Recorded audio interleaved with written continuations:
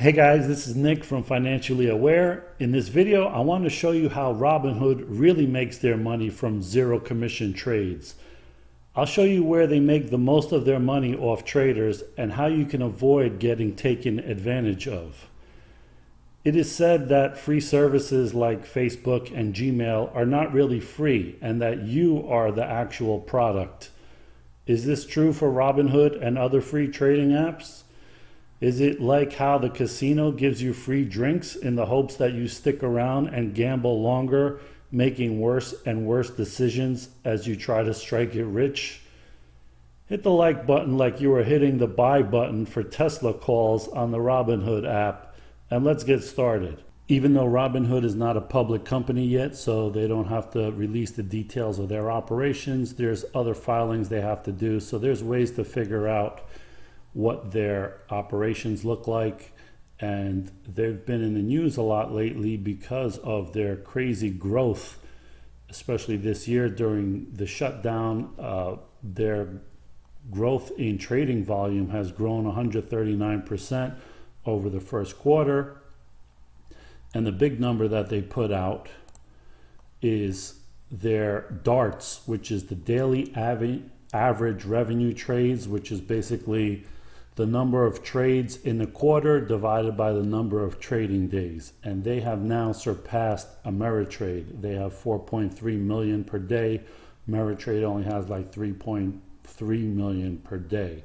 So that's a big number for Robinhood. So why are they putting these numbers out now?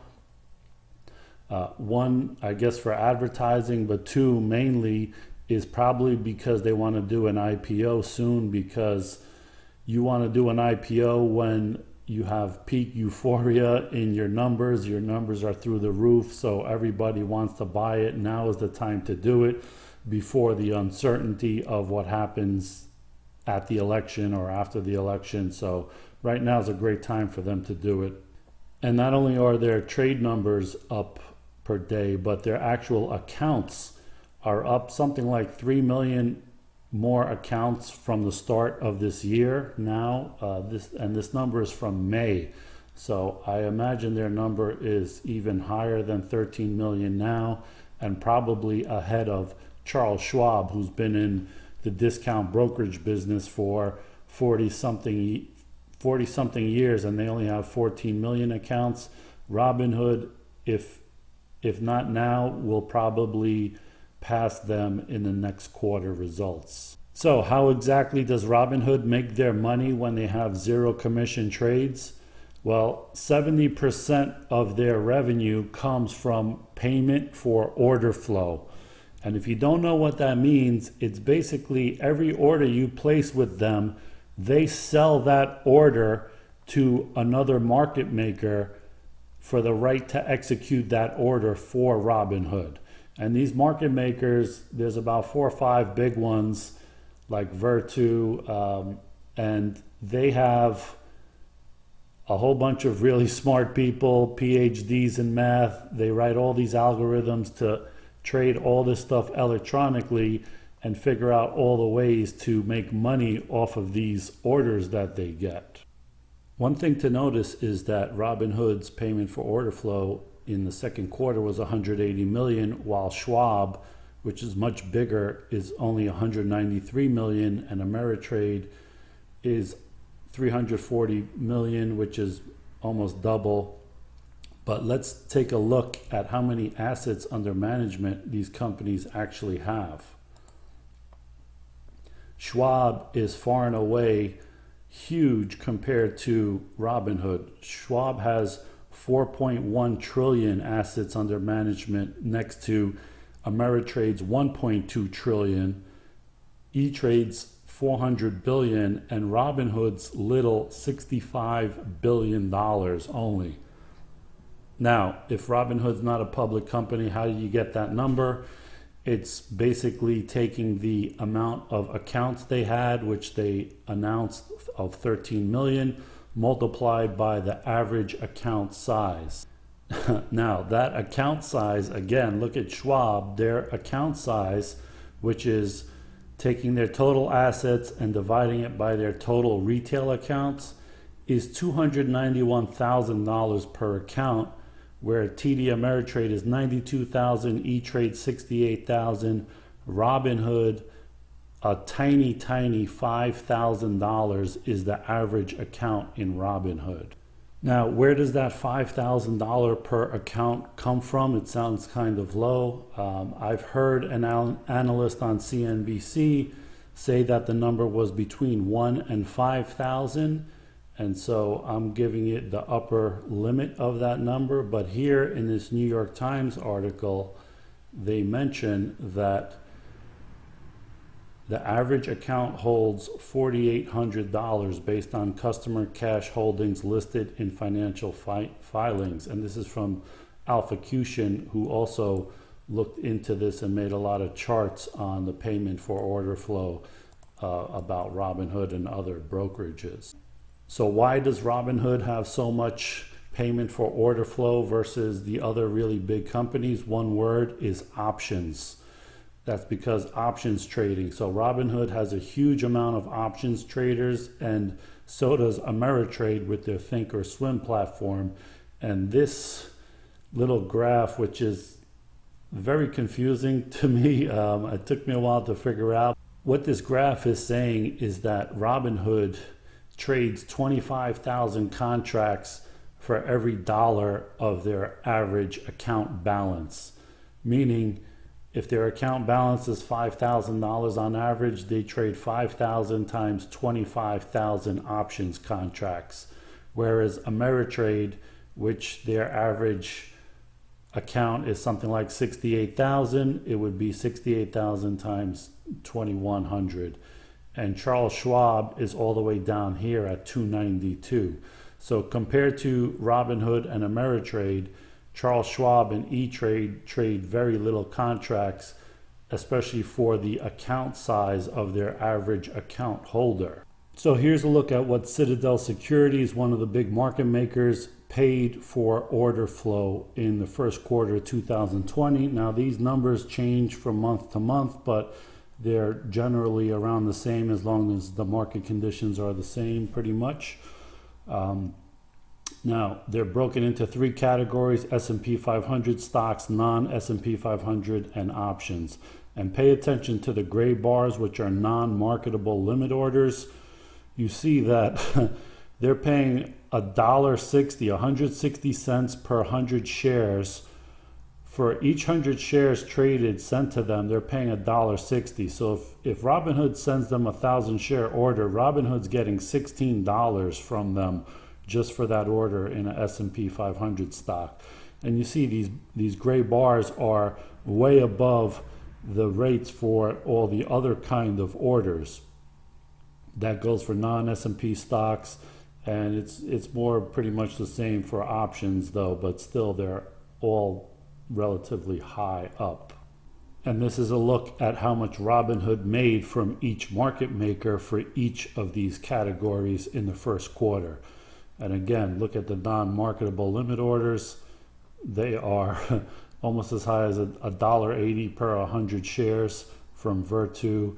So these market makers have certain strategies that these orders are way more valuable to them. It's almost like an advertiser that pays more if they could reach kids that are 18 to 34 years old or something like that, because they are a higher paying demographic. Same thing with these types of orders. They're willing to pay more because they can make more money on them. So here's the first quarter payment for order flow broken down into three categories and how much for each category. And you see that options is 59.8 million out of 90.9 million. Now in the second quarter, they did almost double, 180 million in payment for order flow, and the percentages are about the same. So in the second quarter, they did $111 million in options out of $180 million. That's 61% of their payment from order flow just came from options. Here in the first quarter, that's about 65%. And just options and non-S&P 500 stocks is 96% of their total payment for order flow. So they make very little from the S&P 500 stocks. They make more from non-S&P and options, which have bigger spreads and less volume generally. That's where the money is made. And here you see the type of money they make from the different kinds of orders. So the non-marketable limit orders are 46 million out of 90. That's 50.6%. And the marketable limit orders are 30.6 million. So these two together are 84% of the total. So what the hell is a non-marketable limit order? Basically, it's two types of orders. It's stop orders and trailing stop orders. And that's how they make a lot of money, because these market makers use that as information on how to trade these options and these stocks. Think of the market like one big puzzle. And if there's 1,000 pieces to the puzzle, meaning you know all the participants and everything they're thinking and plan on doing and plan on buying and plan on selling, okay, if you knew all of that, you can game the market completely. But since no one market maker knows all that, they try to buy as much information as they can. Now, if you have a stock like Microsoft, maybe you cannot know all the information and all the players, because there's so many different players and mutual funds and Vanguard and all this stuff. But if you have a company like Robinhood that has all these traders piling into the same stocks, the same little momentum stocks or little small cap stocks like Hertz and things like that, they're seeing a very big picture of the total supply and demand, and so they can trade accordingly. And especially with stop orders and limit orders, trailing stops, they know where you are going to sell your stock at a loss or sell for a profit, or the trailing stops, they can take those out by hitting the stock down a little or hitting the options down a little to the point that it triggers your order. They scoop it up because it's in their order books and then continue back in the other direction. So these things are wildly profitable. Here in this Forbes article, it says the most delectable of these option trades are the stop loss limit orders. And here it says the stop limit order is immediately sold to a high-speed trader who knows where your intention is, where you would sell, says one former high-speed trader. It's like you're writing a secret on a piece of paper and handing it to your broker, who sells it to someone who has an interest to trade against you. Now, Robinhood isn't the only one who sells payment for order flow. They all do, or all the big ones, but Robinhood is kind of like the poster boy for these small trading accounts that are buying all these options, trying to get rich with a tiny bit amount of money. And here this Forbes article talks about this guy who opened a options trading room that he charges monthly fees to and stuff. And he says that the club is made in large part of working millennial age minorities, including a large number of women. Many have turned to trading options on Robinhood to help solve their crushing student loan debts, stagnant wages, and address the yawning racial wealth gap. A lot of these people are in a rush. The idea of compounding 6% off of $1,000 in savings is just not going to do them any good. So there you have it in a nutshell. These people have $1,000 and making 6% on it is not going to do anything for them. So they go and buy options on small companies that may move, that may make them 100% or 500% or 1,000%, because they want to make money in a hurry. And so trading options is the only way to do it when you have a very small account. Now, what he doesn't say is that usually this ends very badly, and the only people who are making money on the options are Robinhood and the market makers that they sell your orders to. The takeaway here is that you're not going to get rich quick by opening a $5,000 Robinhood account and loading up on options.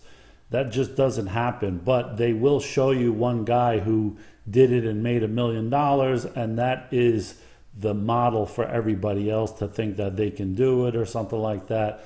But the reality is, the idea that you're going to open a $5,000 or $1,000 account, put a option order in, put a trailing stop or a stop loss order because you're too busy at work, or even better, you're sitting on the beach, riding your surfboard, and you place an order in the morning, and you're sitting at the beach, and your order gets executed on your trailing stop, and you make all this money and stuff like that. That doesn't happen. Okay, while you're doing that, these market makers are hiring hundreds of math PhDs and programmers to write all these algorithms to trade against your orders and make money from you. So you're not going to outsmart them, and the money they make in their quarterly report shows that. Okay, they're making millions and millions of dollars on these people's orders, not the other way around. So if you want to keep yourself from getting taken advantage of, do not think you're going to open an account for a few $1,000s and turn it into $100,000 or something like that. It's just not going to happen.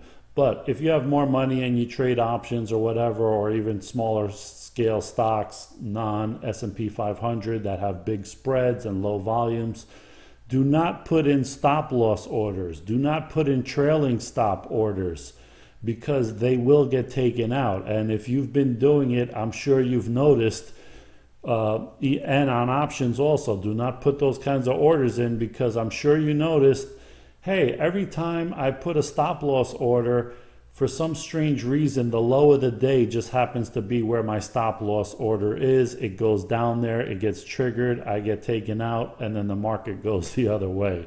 That's not coincidence. There's a reason for that, because they hunt those orders when they see them in their books. So I hope you like this video. Please give me a thumbs up and leave me a comment if you've noticed your stop orders or your trailing stop orders suspiciously be getting taken out at the lows of the day and then continue on in the other direction.